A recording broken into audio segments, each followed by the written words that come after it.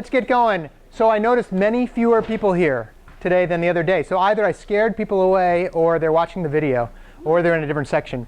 But maybe it's not that many fewer. Who is the person that went to Brookline High? Are you here? She must be watching the video. If you're watching the video, email me. I forgot your name, and Stacy Kissel's asking for it. It's a physics teacher she had. OK, so welcome to day 2, Comp 15. First things first, I'm going to introduce Andrew, who was a star Comp 15 student last semester, actually. And hopefully you'll do as well as he did. He's currently taking Comp 40 this year, which he tells me is going all right, but a much kind of higher intensity than 15.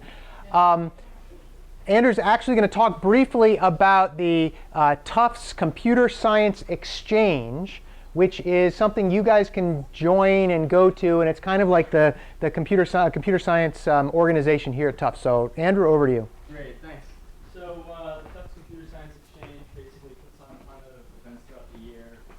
I don't know if they exactly organize all the hackathons, but they definitely play a supporting role in that. You know, we try to have these little workshops like how do you use Vim, how do you use Emacs, you know, are there any other text editors I could be using, quirky things you might just want to know for fun. So general interest meeting is at noon on Wednesday in Halligan 111A. I'm sure there will be pizza, as there is like everything in Halligan. So come to that. There will be speakers throughout the year. I think one of the people they were trying to have was the XKCD comic book guy who apparently lives in the area. So if you're into that, you know, pay attention. And there are going to be workshops, like I said. And if you're interested, come to the interest meeting. And Do you guys have a Facebook account, right? there's a Facebook page. Do you know what it is, what the name is? I think it's just Tufts CSX. fb.com/TuftsCXX or something like that? Yeah, CSX? something like that. OK. So just subscribe to the Facebook page. When elections roll around, you can probably just run and maybe put something nice on your resume. So there's that. So there you go. All right, thanks, Andrew. Appreciate it. It's a good group. If you are interested in you know, kind of longer term with CS, like being a major and so forth, definitely go to those meetings. And they have a lot of free food. So that's that. All right, so we are back for day 2. I apologize if I'm a little sleepy. I just got back from Seattle. I think I told you for the Navy I have to go to Seattle once a month. And I literally got back at 7 a.m. this morning after a red eye. And it's I hate red eyes. And a little sleepy. So if I pass out, I'm probably not having a heart attack. But call 911 anyway. Yeah. Are you allowed to tell us what you do in Seattle? Or is that What do I do in Seattle? So yeah. At this point in my career, all the people that do the fun stuff that you'd be interested in work for me. So I push a lot of paper around, actually, unfortunately. But we do. I mean, I'll leave it at networking. I'll let you think about what that might be. All right. Computer networking, for what it's worth. All right. So what questions do you have before we start class? About the class, about the labs, about the, well, I'll talk about labs in 1 minute, about the homeworks. Questions? OK, we will go ahead then. So labs. Labs start today. Hopefully you've been paying attention to, and office hours also started today. Hopefully you've been paying attention to Piazza. And on Piazza I put a post about labs there's going to be a pre-lab, which is just a little like 2-pager you download and read through it, and then there's like 2 or 3 questions. You should have those answered before you get to lab. Now I know those of you who are going straight from here to lab, if you haven't done that yet, well, you're probably not going to have time. But when you get there, you should at least quickly download it when you get in and read it over. And then you'll be expected to kind of get it checked off by the TA when you go in there. And all the pre-lab is just it's basically get you prepared for the lab so that when you get into the lab, you're not going, I don't know what we're doing today, right? It's just to kind of get your brain thinking about the assignment and about kind of some of the ideas you'll program during lab. And you'll find out more details about labs when you get there. For those of you who took Comp 11, it's very similar to Comp 11 in terms of the lab structure. You do a little program during the lab and a little bit of teaching, and that's that. OK? Who's still having problems with Eclipse? Raise your hands. One, really, only a couple. The last class, it was like 60%. So you guys are either really smart or you decided to ditch Eclipse. But Eclipse is, not that those are mutually exclusive. You could still be smart and decided to ditch Eclipse. But if you are still having problems, go to office hours. You can come see me right after class, although I have to go to the first lab as well. If for some reason you have not signed up for lab section yet, you're probably limited to one lab section that's left, which is Tuesdays at 9 p.m. So it's a little bit late. But that lab section right now has about 7 people in it, and the other labs have between 22 and 24 people in them. So you still can switch to that lab section if you want. And if you miss a lab, like if you're, and for whatever reason, if you happen to have to miss a lab during the week, the 9 p.m. Tuesday one is the one you should plan on going to. Like if you can't go to the one early on Monday or Tuesday afternoon, go to the one at 9 p.m. on Tuesday. Okay, don't try to fit into another lab. There's just not enough space right now. Okay, questions on labs? You might have more questions Wednesday after you've gone through one. But okay, all right. So one of the things I like to do is this little Unix tip of the day, because we do use Unix a lot in the class.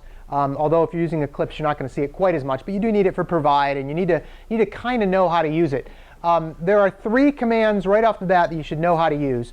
One is ls, which stands for list, I believe, and what it means is list the directory, right? So if I can get out of here, start my connection. All right, if I do ls, I actually get a list of all my files, just kind of one after another. Not a particularly good list, right? But there's lots and lots of flags that you can use for ls, right? If you do ls-a, that means all. It didn't even list all my files, right? Notice it now lists all the files that begin with a period. In Unix, files that begin with a period are actually hidden normally. Okay, so if you do ls-l or ls-a, it says lists all the files. Okay, ls-al means all the files and in a nice list format that gives you much more information. Some of the information is the permissions, which you almost certainly won't have to worry about. Your username, what groups you happen to be in, you also won't have to worry about that.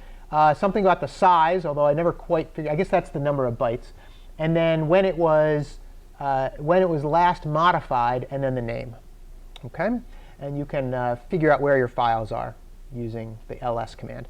The other 2 commands, let's see if and by the way, cd means change into a directory. The other 2 commands that I think are important are cat, that means concatenate, but it also means just print the file to the screen, right? So if I print out card.h, if I do cat and then card.h, it actually prints the whole thing to the screen. Okay, and sometimes that's important if you want the whole file printed out to the screen. Now, if you want the file printed out such that you can go through it piece by piece, that's where the 2 commands more and less come into play. More actually came before less, and less is better than more. They do almost the same thing. Less just has more options. So if I type less and then card.h, yeah, I know, that sounded weird. Less has a greater number of options. So if I do less card.h, what happens is it puts just enough on the screen that starts out just as much as it knows how big your screen is, and just puts the number on the screen that will fit, right? And then you can use the down arrow key and the up arrow key to go back and forth, right? It's kind of like an editor, except you can't change the file. It's just for looking, right? If you just want to look at it and go, oh, what was the name of that, that function or whatever, you can look through it. And a space gets you to the next page. Okay? And when you get to the end, or whenever, you can just type Q and it quits out of there. Okay, question? Do you have to type cat before you type less? No, just less. So it's less and then card.h, and that'll do it. Yeah. Is it big enough back there for you guys to see? Probably close. Sorry, it's not a little bit bigger. But anyway, less and then the name of the file, and that'll do it. If you try to do that to like a file that's actually a binary file, like a program, it'll give you all sorts of crazy characters. So try not to do that too much. But those are the 3 commands. Any questions on those? OK. All right. The other thing I think I'm going to start doing is a little bit of an Eclipse tip of the day. I figure we might as well take a couple minutes and do these things. The Eclipse tip of the day is some of you, when you're on your computer and you're going along and maybe you close the lid and then open it back up and forget to exit out of Eclipse, sometimes what happens is your SSH session is still going on in the but your computer can't really connect to it, and there's a problem there. If you try to go into another SSH session and open Eclipse, sometimes it will say the workspace is in use. What that means is that you have to basically destroy all the other running copies of Eclipse. It's pretty easy to do. I set up a little script to do it. On the next page, it shows you. What you do is you cancel out of Eclipse, and then you type this, and a little tough to read here. There it is. /comp/15/public_html/files/kill_eclipse.sh. And that will kill all the other running copies of Eclipse. And that should make that problem go away. There's another, some of you have also found that when Eclipse crashes, it dumps these core files and Java core files into your directory, and it like fills up your directory. You need to delete those with the rm command. Maybe I'll do that as the Unix tip of the day on Wednesday, but or maybe I'll just put it in this kill Eclipse thing. That's probably a better idea. Okay. All right. Again, if you're still having trouble with Eclipse, let me know, and we'll fix it. Okay. You certainly do not have to use Eclipse. You can use whatever compiler you want or whatever editors you want. But that's up to you. Question? Just a quick question about providing. About providing, yes. You said in one of the PDFs that you can stylize the file name for readme in any way you want, or the MD from Lockdown. I don't think that's what I said. The question was the README files. In fact, we can take a sec to go through the README file right now, actually. But it needs to say README somewhere in it. That's the big thing. Okay, I renamed it to something that was all caps, and it Wouldn't provide? Yeah, don't rename it. We probably can set it up so you do, but don't bother. Don't bother renaming it. Yeah. So README files. I guess we can talk about this right now. When you write your programs, right? That's not the only thing you're going to need to like submit, right? We also want you to submit this README file, and basically the README file it's pretty straightforward. It's just what files are you providing? How do you compile those files? And you're going to say use the provided make file. That's all you need to say. And then you have to describe the program in some sense. Sometimes it's going to be you're describing an algorithm. Sometimes it's going to be you're describing the actual data structure. For this assignment, since we gave you a lot of the boilerplate code, really what I want you to do is say, for this project, we designed or we wrote the functions for a dynamic array, and these are some of the functions and some of the things that they do. And that's about it, right? So it does not have to be a long, long document. It also does not have to have comments. It's not a CPP file or whatever. Okay? So that's all the README file has to have. You have to have it. You have to put what we ask in it, but it does not have to be too long. Okay? Questions on that? All right. OK, so let's go into programming interfaces. All right. Some of you guys may have talked about this in Comp 11 before, or you've seen it in other programming classes.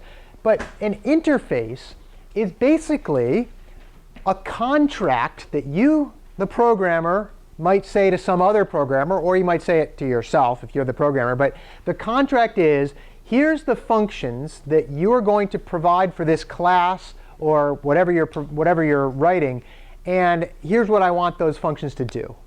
Okay? What it generally is the .h file. Okay? And I know those of you who have done Java before and not C++, you're probably wondering what this whole .h file business is all about. .h files are basically, they provide the interface, and there's a long history about why we use .h files, but really the bottom line is that .h file is all about giving you all the functions that you're going to need for your class straight up front so that you can go ahead and use them in any other part of the program. That's kind of the bottom line on that. Okay? But the nice thing about the .h file is you can take one look at it and you can say, oh, OK, here's the types of functions that I'm going to have, and here's how we're going to actually use them in the program. Okay? Comments definitely help in an interface. I mean, if you have comments that say, this is what the end result of this function is going to be, that helps. We didn't put too many in the .h file this time. We put them more in the actual CPP file. But comments help in terms of an interface, because just knowing the return type and just knowing the parameters doesn't always tell you what the function does. Okay? You try to name your functions well, and you try to put some comments that say, here's what the function is going to do. Okay? You may have had slightly different requirements for commenting and things in Comp 11, but you're free to do those, follow those if you want. You took them. Okay? All right, that's what an interface is. Now, here's the interface. Sorry, in the back it's going to be a little hard to read. Here's the interface for the card class from Homework 1. And I haven't really described Homework 1 in too much detail yet. But here's the interface for that. It's the .h file. And basically it says, hey, you've got a couple constructors in here. And in particular, I'm looking for a pointer, but I don't seem to. Oh, this will work. Whoa. You guys are going to love this. Dun, dun, dun, dun, dun, dun, dun, dun, dun, dun, dun. There we go. That's a long ruler. All right. Well, anyway, physics class, I guess. All right. Anyway, I can stand way over here. So this says, look, there's two constructors here. Right? There's a constructor that is a default constructor that builds the class with some default values that you kind of get to decide on. And then there's another constructor which takes two characters. One is the rank, and these are like playing cards, right? And the rank means 2, 3, 4, 5, all the way up to queen, king, jack, ace, whatever, right? And then the character S is the suit, like spade, S for spades, or capital D for diamonds, etc. Okay? And that's another constructor, and you can create a card using that. So this is part of the interface that tells that. And then there's the destructor, and the destructor is just the cleanup, right? The destructor is, hey, I need to clean up from whatever memory I allocated using new. I got to clean it up when this class goes away. Okay? Otherwise, you leak memory and you can't use it for other programs and other functions, and it's not a good idea. Okay? So anyway, this is the interface for the card. Now, we wrote all these functions already for you, so you don't need to worry about that. But the dynamic array one, you will have to write. Okay? All right. Questions on that? Let's give you another example. Here's actually from that same interface file. Same card, right? Same card returns a Boolean value. This should look very similar to the Java code, by the way, except it's not bool, it's Boolean in Java, right? If you're a Java person. Same card, and then you have a parameter that's a card, and it basically says, look, it returns true if the card that you are is the same as the card that gets passed in. That's all, right? And so you can write a little function to do it. Return if my rank is the same as the card's rank that I passed in, and my suit is equal to the card's suit that I passed in, then they're the same card, right? And that's important if you're trying to, say, look through a hand to say, do I own this card? Is that card in the hand, right? Okay. Are we allowed to use the private members of card that we pass in here? Any idea? I wrote it, so that probably gives you the answer. We are allowed to if the function or the class we pass in is the same class that we are in, you are allowed to refer directly to the private members. Just one of those C++ things you're allowed to do. OK? Questions on that? No? All right. OK, so the hand class is another class from Homework. And in the hand class, part of your interface says, look, I'm going to have a function called deal card from the bottom. Now, if you have a deck of cards, right, you're allowed to deal from the top. If you're like a card shark, sometimes you want to deal from the bottom, right? Or you might want to deal from one side or the other of the hand, right? And that's what this function is all about. This says deal from the bottom. And in the interface, it says deals a card from the bottom of the hand, which says the first card. And so that means, like, if you're using an array, it's the first element in the array that you are dealing the card from. OK? All right. And then in this case, all we're doing here is we're saying, look, we're removing from the head the card that is in our card. And then we are placing it, or remove from head, that's the beginning. And that's part of the function you will write. And then we're going to add that to the hand that we were given. OK? That's all that is. And we wrote this all for you, too. I'm just kind of showing you an example. All right? OK. All right. This one is directly from your homework. Right? In your homework, you've got to write the dynamic array functions. And one of the functions is hasCard. And this is going to use the same card we just saw a little earlier, right? I basically am going to give you the empty thing. Well, actually, I'm doing it for you right now. So if you want to write this down, there's one out of your 13 functions that are done, right? But what this says is, OK, I'm returning a Boolean value about whether or not I have the card in my hand. Well, if I've got an array, let's say this is an array of cards, right? How do I tell if the card is in my hand? I have to look, yeah, well, however big your hand is, you have to look through every single one, right? Well, in C++ and in most languages like C++, you do a little loop, right? You do a for loop, and you say, I'm going to go from the first card, which is the 0th card, because C++ is 0 based, right? I'm going to go from 0 all the way up to the number of cards, well, one less than the index of the number of cards I hold, cards held. And I'm just going to loop through. And if the card, my card, is the same as the card that is passed in, then we've got the card, right? There was a Piazza question on this. It was more about the remove. But we're not going to test, we're not going to worry about if there's duplicate cards, right? If you have one of the cards, then you've got the card. If you are removing a card, only remove the first one if it exists. OK? All right. This makes sense to everybody? Process it. Don't just nod your head if you're like, I don't know what he's talking about. OK? All right. So that's this is the interface, and this is the actual function to that interface. OK. All right, finally, we're in data structures class. Let's find out what a data structure actually is, right? So this is what Wikipedia says about a data structure. Wikipedia says, OK, a data structure is a particular way of organizing data, information, right, in a computer so that it can be used efficiently. And that's an important piece. And that's part of the first 20 minutes of the lecture the other day was all about efficiency and showing that some data structures are more efficient than other ones, right? And that's the whole point, right? Your data structure, you want to organize it so that it can be used efficiently. And it depends on what your problem is and how you're going to go about solving it. Okay? The data structure itself is where you write the functions and methods based on that interface. Okay?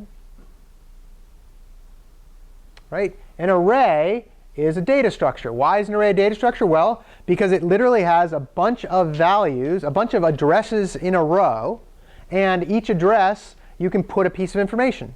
Right? And that's the data structure, right? It's a particular way of organizing data. Well, in an array, the data is organized one after the other, after the other, after the other, after the other. Okay? A linked list is also a data structure. Now, some of you guys have done with linked lists before, probably most of you actually. But a linked list is another way of organizing data, right? So here's what a linked list looks like, right? You've got a box that's like one address. I mean, it's a little more subtle than that. But you've got like one address, and it's got some data in it, right? And then that box says, hey, there's another box over here that has some more data. And that's the follow-on box. And then this one points to another. It could point to some other box down here, which could point to some other box up here, right? And that's the linked structure. These do not have to be in order. Right? Doesn't have to be one after the other after the other. You could have the first box could be here. The second box could be here. The third box could be back like here. The fourth box would be way back here in memory. And that's how the data structure is laid out, right? So it's a different abstraction of the actual interface. Okay?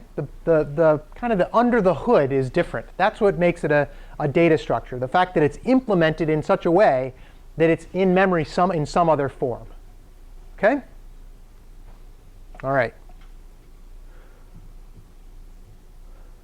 The next thing we have to kind of mention is this thing called an abstract data type.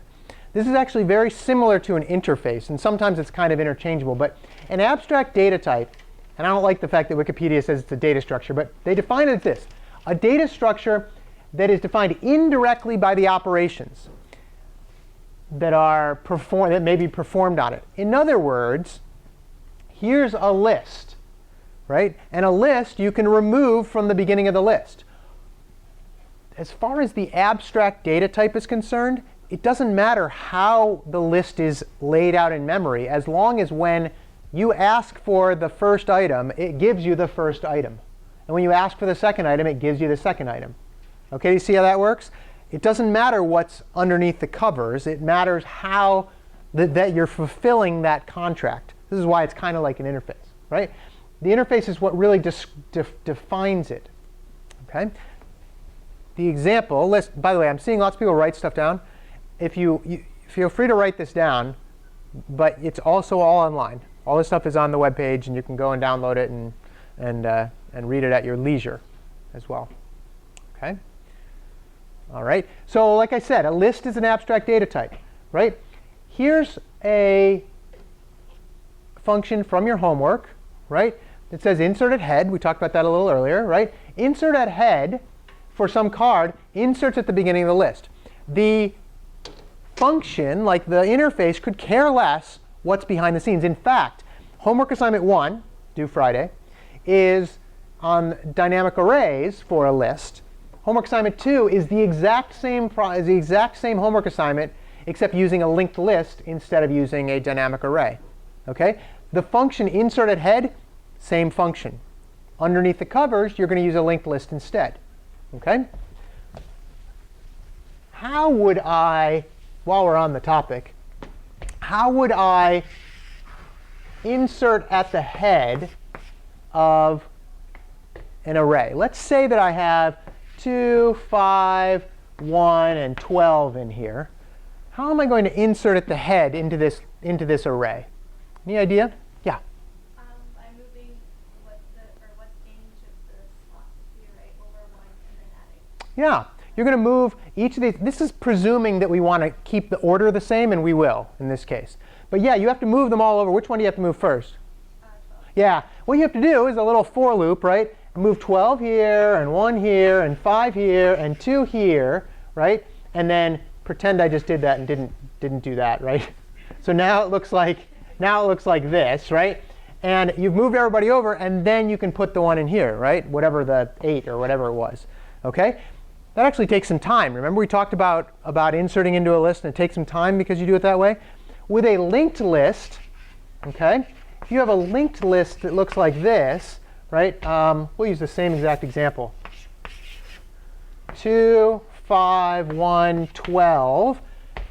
And by the way, I didn't tell you that a linked list has this pointer to the front of it called the head. If I want to put 8 at the head, insert at head 8, what do I have to do? There you go. What do I have to do? You just create a node and then you use the head as a pointer to.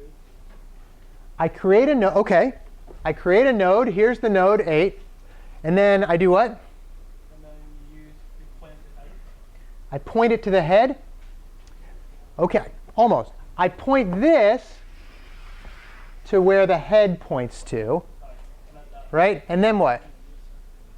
There's one other step. And then you move the head back. Yeah, this is now the first one, right? So I have to actually change the head pointer to not point here anymore, but to point up here. And now we've got the head pointing here, 8 pointing to 2, 2 pointing to 5, 5 pointing to 1, 1 pointing to 12. That actually takes less time than moving all the elements, right? It's a pretty easy thing to move 2 pointers. It's like really easy to do. OK, and if you know where the head is, it works great. All right? It's much harder to do something in the middle because you have to find it first, right? If you want to do it at position 27, you have to go link all the way to 27 until you find it, right? OK. All right. So anyway, those are the 2 different ways you're going to use the interface. You're going to use that, fulfill the contract for the inserted head for the interface. OK. All right. OK, let's go back to assignment, actually describe assignment 1 again. And this is really describing assignments 1 and 2. OK, deck of cards. If you haven't played cards before, then we should probably get you up to speed on that. But most people I think have played cards before. Standard deck of cards, right? 4 suits and 13 cards in each suit, right? 2 all the way up to ace. Okay. Sometimes you do ace first, right? Ace, 2, 3, 4, 5, all the way up to king, and it totally depends on the game you're playing, right? I mean, if you're playing poker, for instance, in poker you can have a straight, which is 5 cards in a row, that can go ace, 2, 3, 4, 5, or it can go 10, jack, queen, king, ace, but you can't go king, ace, 2, 3, 4, right? That's not allowed. You can't wrap around, but ace can go on either side. So it depends on the game you're playing, right? For our purposes, we have actually made an enum out of these. You can look in, I think it's in card.h. You can look at it, and what it means is it's basically saying you can refer to club, and under the covers, the compiler says, oh, that means 0. And refer to diamond, oh, that means 1, etc. Okay, same thing with 2, 3, 4, 5, all the way up to ace.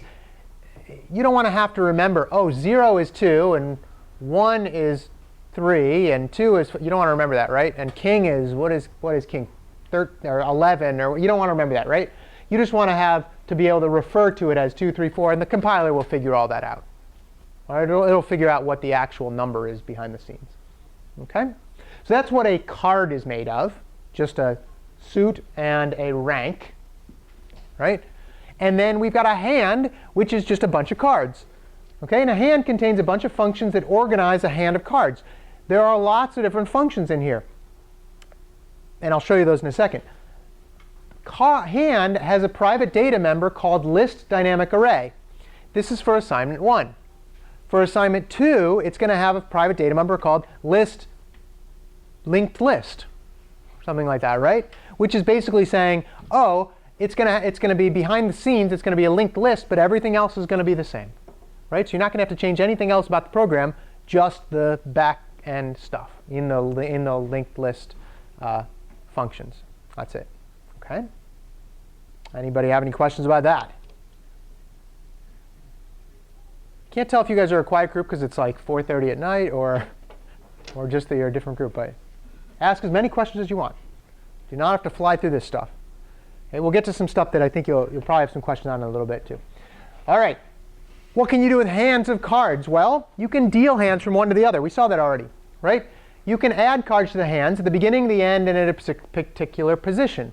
Why would we want to do that? Well, some games maybe you'd want to do that, right? You can also obviously remove cards from hands. You can shuffle a hand. A lot of times you want to shuffle a deck, and isn't a deck just a special case of a hand? It's 52 cards, which you can consider a hand. It's nothing different about a deck, except that it's just got 52 cards in it, or however many when you start taking cards off. Right? We also wrote a couple of functions to order a hand based on suit or rank. This is if you do want to write a little game or something, or some card game later or whatever, that you'll be able to take a hand and order it all by these two methods. Okay? Obviously, you can check if a hand has a card, and then you can print out the hand. This is actually really important because this is how we're going to test your code. Okay, we're going to test it by doing something and creating these dynamic arrays and then printing them out, right? And printing out the hand, and if it's different than what we expect, then that's a failed test case. Okay? You should be writing your own tests as well. We'll talk about that too. The handout for homework 1, if you haven't looked at it yet, it has an example of a type of test you can write. Okay? Question came up in the earlier class today. How do you get the tests that we create? Well, you can write a function that fails the test, and we actually print out the actual test so that you can copy it and figure out what you did wrong, right? So if you write a function and you do the make provide, and it says you failed this test, it will say, hey, this is exactly what we tested. And then you can copy that into your main function and test it yourself and see if you get the right results, okay? And figure out why you don't have the results. Okay? All right. So that's the stuff that we've provided for you, basically. And you guys have to write all these. I wrote one for you earlier. 13 functions. They're not necessarily that hard to write. Each function should be no longer than about 5 or 6 lines, right? They're not long. Some might be one-liners. Some of them are definitely one-liners, right? Some of them are 2 or 3-liners, and there's a couple that are a little bit bigger. But you have to be able to write all these, and we can talk about any of these that you want about, like the method you would go through to write them. Okay, we'll do that in a little bit, but we will do that before the day ends. This is a big one. Expand is a big one. This says when the dynamic array is at its capacity that you asked for, in other words, you say new, give me 10 elements. When it gets to that 10th element, you have to expand it. We'll talk about how that happens. That's like the key part about dynamic arrays. Okay, how that expansion part actually happens. Yeah? Add your own methods. If you want to add your own methods, go right ahead. Don't break our methods. Like, in other words, you can't break the interface.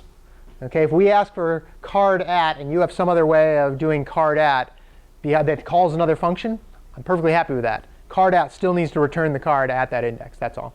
But yep. And if you breeze through this assignment and want to go ahead and write some game or whatever, that's fine with me. What I guess what you probably shouldn't do is have it like input things from the terminal, because when we run your program, it's going to be automatic and it has no idea what you're asking for. You can't read your mind or can't read the terminal and say, oh, he wants me to input some card. No, but you can write that. If you do go above and beyond, put it in your README file. Say, hey, I did the assignment and then I did this and this and this extra to do it. Okay, what I don't want is when you come to the mid-year or the mid-semester comments and you say, this class is too easy, or we're not doing enough programming on our own. You've got plenty of stuff to do on your own. If you're getting through these assignments easily, awesome. Go to the next level if you want. Okay? That's for you guys who are like worried that these aren't very hard assignments. Now, if it's the other way around and the assignments are like super hard, well, go to office hours, right? And ask lots of questions during class and during labs and things. Okay? All right. Questions on what's expected for the homework assignment? I think there's a couple more things on what else is expected. Here we go. All right. You have to meet the requirements of the interface. That's the whole point. We have given you lots of comments. You probably don't need to write too many extra comments for this. I mean, we gave you a lot of comments already, right? Comments are a tricky one, OK? What you don't want to do is you don't want to have a for loop, right? For I equals 0, I is less than whatever, blah, blah. And then at the end of that, you put / for loop. Right? That is not a comment that's at all helpful. I can see that it's a for loop. I know what a for loop is. I'm a C++ programmer, right? But what you might want to do instead is say, something like looping through the elements looping through all cards to find out if one exists, or something like that. Just something descriptive. If you're going to write a comment, make it count. Okay? Make the comment count, and don't do comments just for commenting. You should not have every line of your code commented. That's not the way to go. I can read C++. We all can. But comments are there for explaining why you did something, right? Or how you did it, but basically why you did it. Okay? That's the thing about comments. As I said, you have to write tests for your own code. Okay? Hopefully we'll get some time at the end to talk about specifically how you do tests. But the idea of a test is, I wrote a little function. It does something. I want to write a test that just asks if that function works. You don't care about the whole program at this point. You care about that one function, if it does what you ask. And if there's a corner case, if you're removing something from the end of a linked list, that's a corner case. If you're adding to the head, we saw that that's a corner case, right? So you need to be able to test some of these things on your own. Write little parts of like your main function that ask for that. And you will see lots of R tests when you do your provide and it comes out and that you failed some tests. You'll see what good tests look like. Okay? So take those and use that idea for our future projects, especially the linked list one. Linked lists have lots and lots of corner cases. There really aren't that many corner cases in arrays. Does everybody know what I mean when I say a corner case? It's like the special one. Like you insert here and there, but there's one that's special because it happens to be the beginning or the end. Corner case. You should test those, because we will. Okay? We will write some tests that you will see when you do the provide. We will run other tests as well when we actually do the grading. Okay? Some tests you may not predict and you may not remember to test yourself. Well, then you won't pass those and you won't even know until you get your grade back. But many of them we will test beforehand. We are not trying to trick anybody. We're just trying to test what the interface does. Okay? All right. Format your code. This is so in Eclipse it's so easy. Hit Control A to select all the whole document, and then hit Control I, and it will beautifully format your code. Right? It has all the curly brackets in exactly the right place, and it has everything lined up and the right semicolons where it need to be, and everything. Right? It's nice. Don't send in sloppy code, especially not what we call obfuscated code. Anybody ever heard of the obfuscated C programming contest? You heard of it? There's this contest. I'll show you something on Wednesday about it. But it's this contest where the whole goal of the contest is to write code that nobody has any idea what it does. Right? You read it, and literally it looks like gibberish in many cases. Or it's like formatted like it looks like something. Like it'll look like you'll look at the code and it'll be like ASCII art of an earth. Right? Right? And you'll be like, what does this code do? Right? And then it does something fun. And so the whole point of that is to make it obfuscated. That is not the point of this class. Right? We are not in the obfuscated end of things. I want your code to be clear. I want it to be short functions. I want it to be concise so that you write nice, clean code. Yeah? Do you care about specific style, like concerning where brackets? No, I don't. Somebody asked that on Piazza. I don't care about specific bracket style. I mean, it should be tabbed correctly. I mean, it should be indented correctly. But the where the bracket is next to the function, I don't care about that. And then indentation has to be 8 spaces wide. No. Indentation should be a tab. I mean, you can make it 4 spaces if you want, but I suggest 8. It's just much cleaner. And when you get to Comp 40, if you take Comp 40, you'll have to do 8. So, there are other. Comp 40 is like really strict about its formatting. I'm not quite as strict, but it's pretty strict there. Yes, Is there Isabella. limit for how long the code can write? Yes, 80 characters. Yep. If it goes over 80, we'll take a point off actually. So try to and I'm actually guilty of writing some assignments that go over 80. So I'll slap myself on the wrist. But you should write code that doesn't go over 80 characters. Okay. I try to limit it. Yeah. How about line spacing in terms of the amount of space between different portions? I guess with these really small functions, it's not going to be as relevant. Not that relevant, but yeah, you should probably put a space between functions. You don't need a space between for loop and like the next lines, but between functions you should have spaces. The general idea is I want to look at your code and it should not look like a mess. I mean, that's like the big idea, right? Lines should not go off the screen. That's the 80 character part. And your function should be short enough to fit on a screen, right? So that's why we limit it to, what did I say, 23 lines or something like that? You should not write functions longer than that. Okay? All right, good. Okay, let's see, a couple more things. As I said, do more if you want. If you want to write a little function that tells me what kind of hand this is, like if it's a flush or a straight or a 4 of a kind or whatever, great, right? I did that a couple weeks ago. It's kind of fun to write those sorts of things, right? And then pretty soon you'll have a poker bot and win lots of money online. Well, you used to be able to do that. It's a little harder these days, but you used to be able to do that. We already talked about the README file. And then, yeah, if you're having trouble, go to office hours. They've already started, and there is time to learn some more C. Would people still like a little C++ get up to speed class? A couple people are nodding their heads. If somebody in the earlier class said they'd email me about it, somebody in here email me and just say, I'd like a C++ refresher. We'll get a TA to give you, we'll do a class sometime in the evening later this week. Sound good? All right. OK. Now, let's get into a couple more details about dynamic arrays. So as I said the other day, arrays are all that the computer knows. The computer knows I have memory addresses next to each other that can hold data. That's what a computer knows, OK? So the array is really the basic part of, it's the most basic data structure you're going to get. That's why we start with it, right? It's the most basic data structure you're going to get. And the data is in one big line.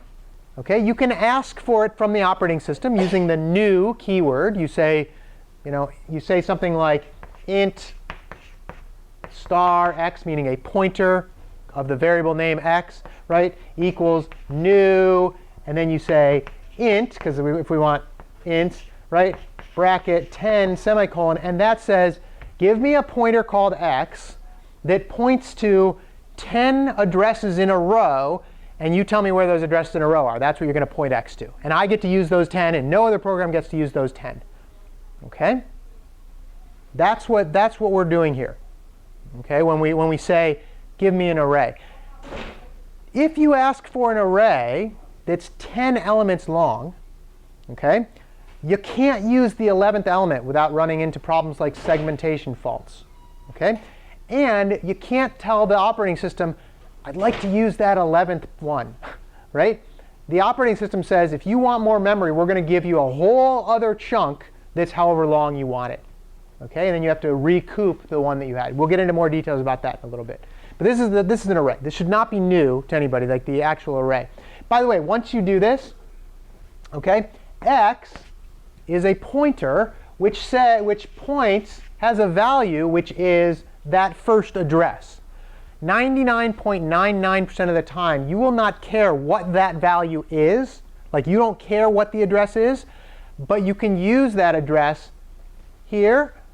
X plus 1 is here. X plus 2 is here, etc. See how that works? Okay? X points to here. That's the pointer part. And you can add 1 each time, and it points to the next one. Question? Question? No? OK. All right. So that's how the array is actually laid out. And here's exactly what I mean. Okay?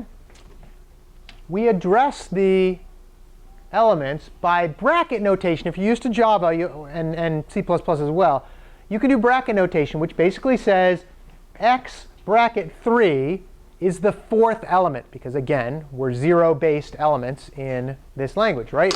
So if I said in this case, first of all, if I said in this case, int capacity equals 10, int star x equals new int capacity, which is 10 here, what I get is this array here that's 1, 2, 3, 4, 5, 6, 7, 8, 9, 10. Right? That's what I get. I get x to point to here, and then I can use any of these that I want to. I'm allowed to use any of these that I want to. Okay? So if I say x bracket 3 equals 12, 0, 1, 2, 3, 12 goes right there.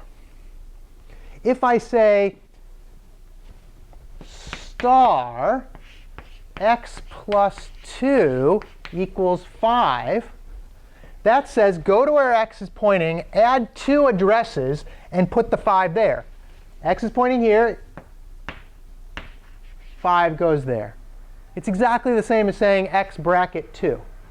Why do we do it that way? There's 2 different ways to do it. That's all. Okay? There are 2 different ways to do it. Okay? So that's what it is. So then you can refer to it the other way around. So if I say cout, star x plus 3, what's going to get printed out? 12 is, because x bracket 3 is 12. And if you look at our diagram over here, the 3rd element, well, the 4th element is 12. And then if I print out x bracket 2, that's going to be the 5, right? So it's going to look like that. Okay?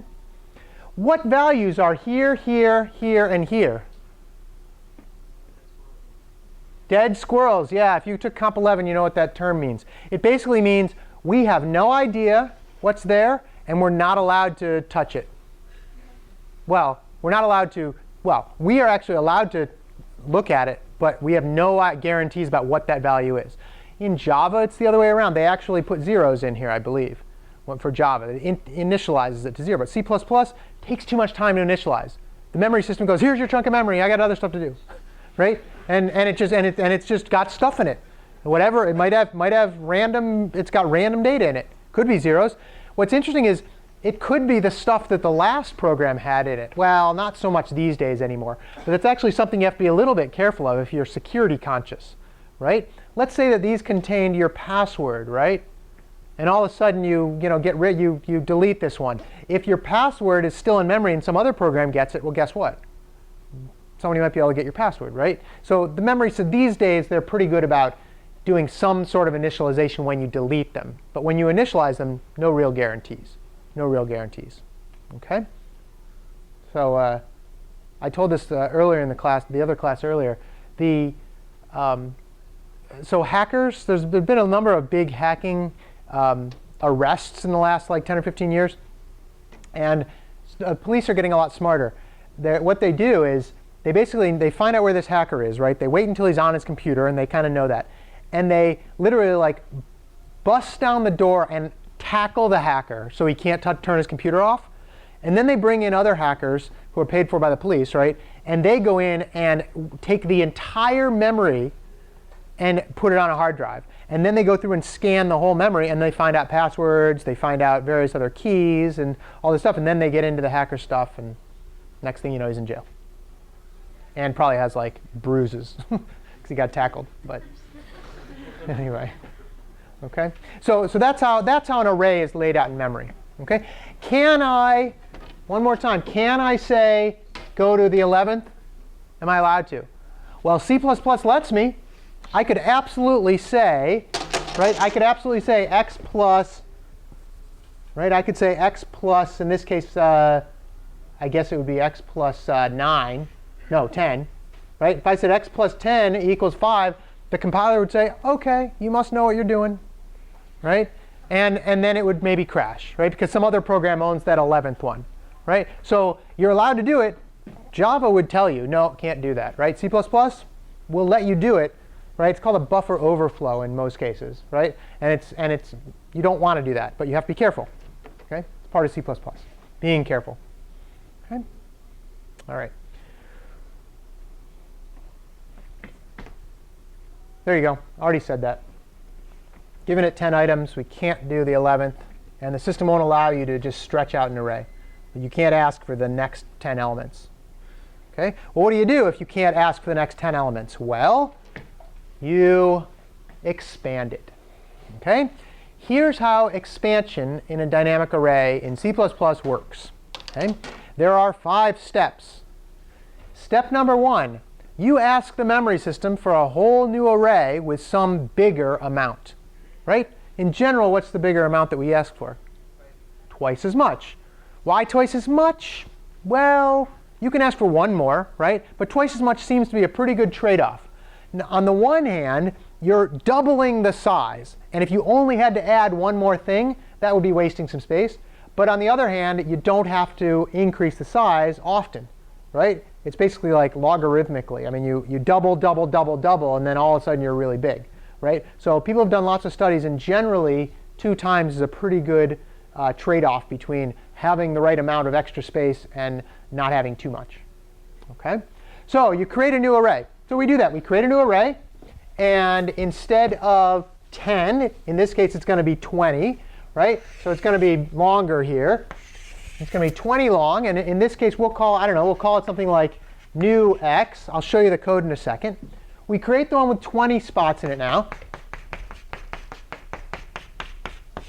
There we go, something like that, right?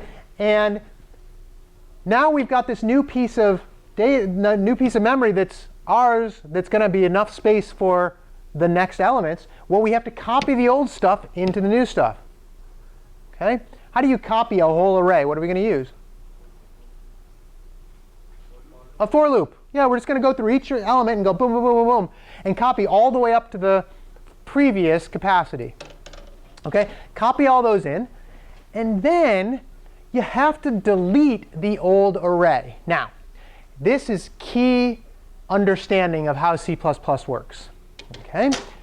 If we did the for loop and we copied everything over, and 5 would go there, and 12 would go there, et cetera, right? Copy everything over. If we want to delete this, here's what we say. We say delete bracket, bracket, x. Okay? Delete bracket, bracket, x. What that says is the following. This is an array that I'm deleting. It's the array that x points to. Get rid of it. Okay? We asked for it earlier. Now we're saying get rid of it. So what does x point to? It points to this one. This one we can no longer use. Okay? After we do that delete, what do you think x points to? What's that? Dead squirrel. A dead squirrel. It points to the exact same place. This is not Java. It does not get like repointed somewhere. It still points there. We could still ask for that. And in fact, if you did ask for that, it would probably say, yeah, OK, it's the same, right? Until some other program comes in and changes it. Then you've got the problems, right? So now we've done this. We have said delete what this is pointing to. Did we delete the variable x? OK, that's important. We didn't. There is no concept of deleting a variable. We're not deleting a variable. We're deleting what it's pointing to. OK? Yeah? If x is a pointer but not to an array, do you still need the brackets in? No. If it's pointing to a single object, then you do not need the brackets. Yep. Question? If x is a variable and not a pointer, what would it do? If you said delete x and it's not a pointer, hopefully the compiler would pick it up and say error before you get to it. Sometimes compilers aren't smart enough and they say, oh, OK, we'll try to delete that. It could be a pointer. And then it'll probably do a seg fault and crash. That's probably what would happen. Yeah. Question? This might be irrelevant, but like, how do they know how many addresses you need to delete? Yeah, good question. When you first do the new, when you say new, you tell it how much. The memory system keeps track of it. And it says sometime later he might delete this. If he does, I'd better be able to know how much it is. That's all. OK, it's whatever the initial capacity is. Yeah?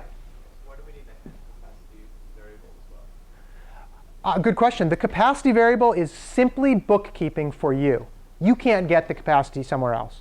So in other words, the capacity variable tells you, the programmer, how much space there is. We don't access that metadata? Nope, you're not allowed to access that. No, it's all hidden. Yeah, can't get that. Why? Just the way the memory system works. Yeah, good question though. Just not allowed to get it. So you got to keep that track of that yourself. OK, yeah. Oh, sorry. No, no. Dot length not work for that? Why would Like, you normally dot length? Arrays don't have any dot length. Not in C++. They don't. Yeah. Yeah. Good question. It's not an object. It's just an array. No, that's a very good question. Yeah. I guess arrays in Java do. Yeah. Good question. All right. So anyway, now we have deleted this. It's gone. We now still want to use x because the rest of our functions all use x. We now just say x equals new underscore x, right? What that does is it says whatever x was pointing to, forget about it. Point it to what new x points to. So new x is pointing here. When we say x equals new x, now x points here, right? Do we now say delete new x? Yeah, if we did, what would we delete? Everything that this is pointing to. You do not delete a variable. Just because we're not going to use new x anymore doesn't mean we're delete it. You don't know how many times I've seen people do that. They go, my program's crashing. And you go, well, you look through it and you go, oh, look, you deleted something you just created. Right? You're not deleting the variable. You're deleting what it's pointing to. Important, important, important. OK? All right. And then the final thing you do is you update the capacity. In other words, and I'll show you what that means in a minute. But basically, you say, hey, now that I've done all this, my capacity is now twice the amount. OK? Here's what it looks like. Here's what the code looks like. OK? All right. New int star, a pointer, new x equals new int capacity times 2. That's saying give me enough space for twice the amount that I have already. OK? And then I'm copying everything. It's just a for loop that says whatever is in the old array at that index gets or goes into what is in the new array at that index. Copies everything over. Then we delete what x points to. Not the variable x. We're deleting what x points to. Then we're saying, OK, now let's point x. Right now it's pointing to a dead squirrel. It's pointing to something that doesn't exist as far as we're concerned anymore. Point it to the new thing we created. And then make the capacity twice so that we can do the bookkeeping later. OK? Yeah, question? Is there Steven? like a preferred like style way of writing like for the pointer notation in the for loop, or if you do the bracket notation for when you're replacing the values there? Does it Yep. matter? Or is No, it one? I don't care. Okay. You can write it either way. I just did it here to show you what the pointer notation looks like. You can do the bracket notation too. Normally I do the bracket notation. It tends to be a little easier to understand. Yeah, but you'll see this a lot in older C code. That's the way they did a lot back then. Yeah, Isabella. This one? no. Oh, what it would be here? Yeah. Sure. What do you think it would be? What do you think it would be for, if we have, this is actually a good question. If we have, right here we've got star parentheses, new x plus I. OK. This part, right, is the I part is how much farther along from new x we've got, right? So it's going to be new x what? Just I, right? Because it's going to be that location that we're doing. So yeah, so if this notation is confusing to you, you should know how to use it, but you can still use the bracket notation when you want to do it yourself. Okay? Questions on expanding an array? You have to do it on the lab, and you're going to have to do it on the homework, and I will almost certainly give you a question about this on the mid-year.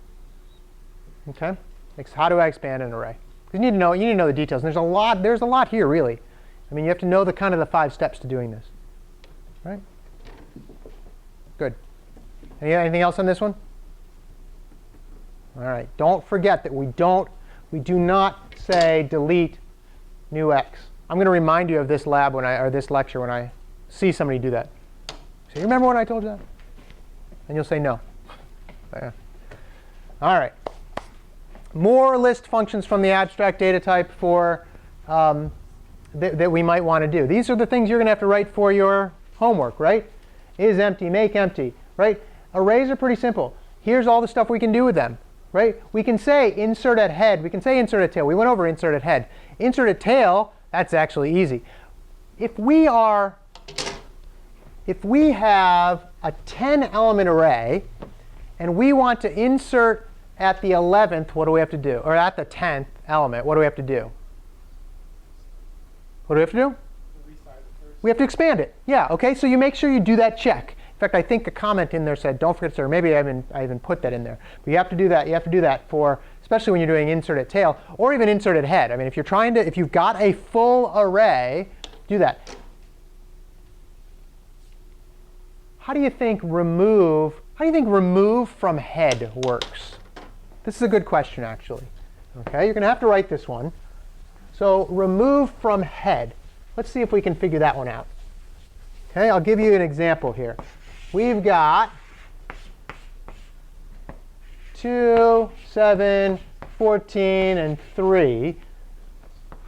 Remove at head. What's the procedure? Yeah? Could you just make a pointer to a new array beginning at 7 and sort of resize it to a 3-membered array that doesn't have the 2 anymore? Huh. Does that work? Well, would it work? Probably. You would not be able to delete that ever because you don't know where the first one is again. So you, well, it is important because in the end you have to clean up, right? And what we don't want to do, and when we learn about a thing called a queue, you're going to see exactly this. What you don't want to do is have creep going on. What if you inserted 20 and then deleted 10 from the head? Now you're way over here, and all this 10 is useless. In fact, so useless you don't even know where it is, right? So you don't want to do that. OK, so we want to get rid of the head, which is 2, right? OK, what do we have to do? Yeah? Move the other elements over. Yeah, that's all we have to do is move the other elements over, right? A for loop going from I equals 1 all the way up to 1 less than I equals the cards held in our case. Move, copy, copy, copy, copy, copy, right? After that's, walk me through this. Let me show you. OK, so after we do that, what's the array going to look like? What's going to be here? 7, 14, 3, 3. We've deleted this. What else do we have to do? Update the cards held. Before, what were the cards held here? 4. Cards held, I think it's an underscore, equals 4, right? Let's say our capacity was still 10, right? The capacity is 10, right? Cards held is 4, capacity is 10, right? Now cards held is what? 3. Cards held equals 3. So we need to do a cards held minus minus, or minus equals 1, or whatever, right? Right? And then what's the capacity?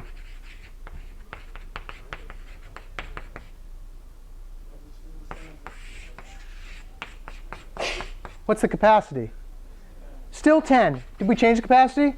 No. We do not need to downsize these arrays. OK? You might write a program someday where you're going to insert a ton of stuff and then delete a ton of stuff and still want to use that array. And maybe you'll want to do a compress function. Maybe you will. We are not going to worry about that here. You can insert a million elements, a million cards, and then delete 999,999 cards, and you will still have a million capacity. Okay? You don't have to change the capacity downwards, only upwards in this case. Okay? All right. So this 3 that's hanging here, do we make it some other, like, do we nullify it somehow? No, we don't care. Remember, this is bogus, this is bogus, this is bogus, right? This just becomes bogus. It happens to be a 3, but it's bogus as far as we're concerned. We do not care what that is. We do not need to make it 0. We do not need to nullify it, nothing. Yeah? Oh, is it because we updated the card? Yeah. How many? If I want to loop through all the cards, I go through this one and tell me when I'm going to stop. Right? This one we never even get to. We would never get to it. Yeah. OK? So that's how you do that. All right. Walk me through. That's remove at head. What would remove at? What did I have? Remove at tail? Yeah. What would remove at tail do? Yeah. You just update the number of cards held.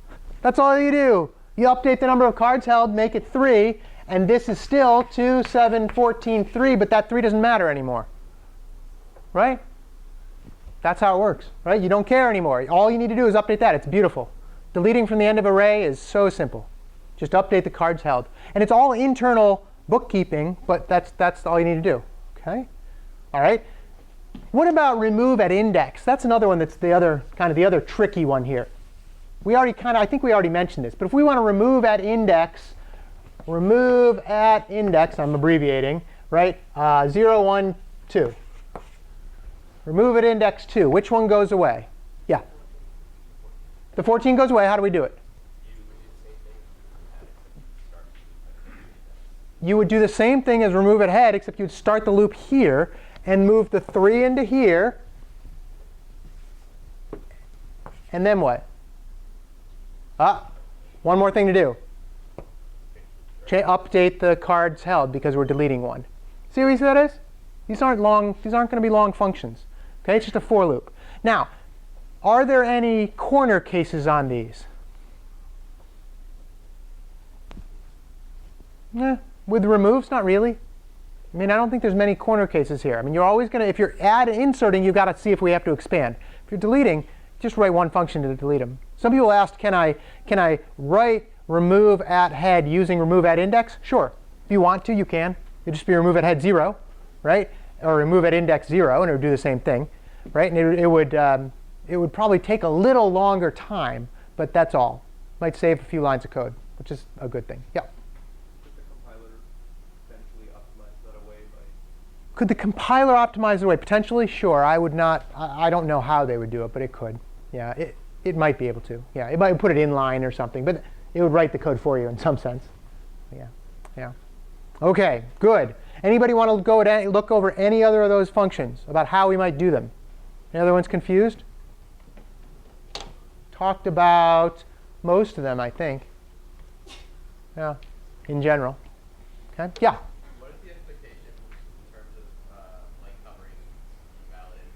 Yeah, that's a good question. So I put some asserts in the code. Asserts basically say if there's a problem, like if you're trying to go on off the ends of the array, it will just end the program, right? And that's kind of like a crash, really. But it's for debugging mainly. We're not going to test whether or not you handle the case of a card is trying to remove at index -1. I'm not going to test that.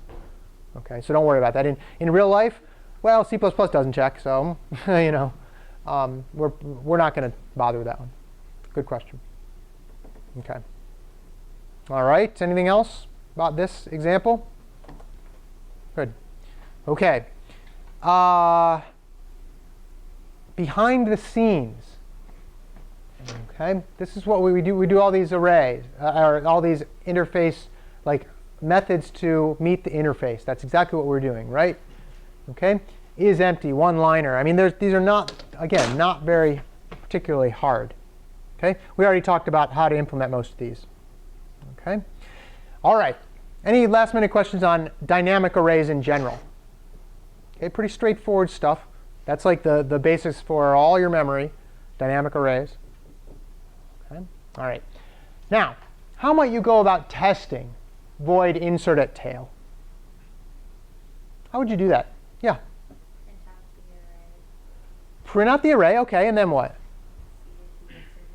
Yeah, so you'd have to write that function. First, you'd create a dynamic array, like you'd create the actual class value, and then you'd say insert at tail for a number of times maybe, and print out each time and see if it's right, and compare to what you know to be right. And you can tell in most cases what's right? I mean, if you know you're inserting an ace of diamonds, well, you better print out and it says ace of diamonds. And then if you know you're inserting at tail the king of spades, then when you print it out, it better be ace of diamonds then king of spades, not the other way around.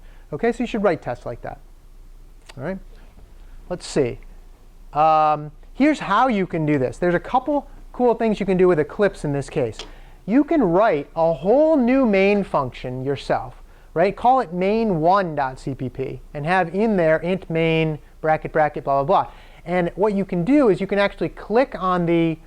Let me see if I've got it here. You can let's see. You can actually click on.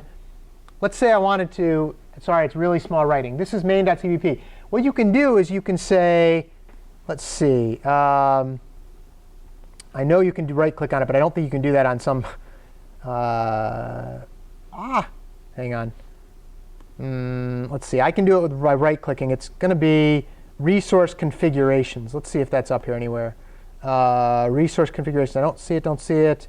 Don't see it. Don't see it. It's got to be here somewhere. No. No. No. I'll find it. But basically, it was in run. Run configuration, not resource configuration. It's got to be here somewhere. Maybe it isn't. I'll have to find it. But basically, if you can right-click on it, you can go down to resource configurations and then say exclude from build, right? And what that does is if you select these guys, what it does is it actually grays it out but doesn't delete the file, and you can create another main that you can use to test, right? And that other main will be just your little test. And then what you can do is you can have like 10 different main functions and just exclude all the ones you aren't testing and test the one that you are, and then just have all your little tests there. Okay, it's kind of cool. You can do that. All right, yeah.